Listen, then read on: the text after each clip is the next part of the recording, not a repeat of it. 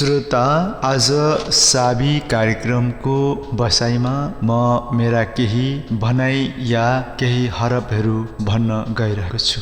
ध्यान दिएर सुन्नुहोला श्रोतावृन्द। केही अक्षरहरू पढ, समस्याले गिजोलेन भने, जीवन डिठिएन भने अझै धेरै पढ।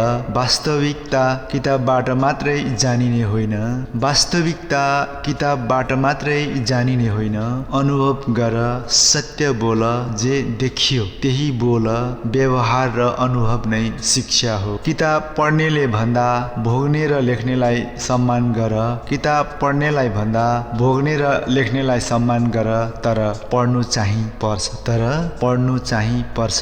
शिक्षा यही हो। लौ त श्रोतावृन्द, मेरो भनाइ कस्तो लाग्यो तपाईहरुलाई कमेन्ट गरेर पठाउनु होला। म अर्को साबी कार्यक्रमको बसाइमा यस्तै केही हरफ भनाइहरू लिएर फेरि आउने नै छु। त्यतिसम्मलाई यो राम सुब्बालाई बिदा दिनुहोस्। धन्यवाद।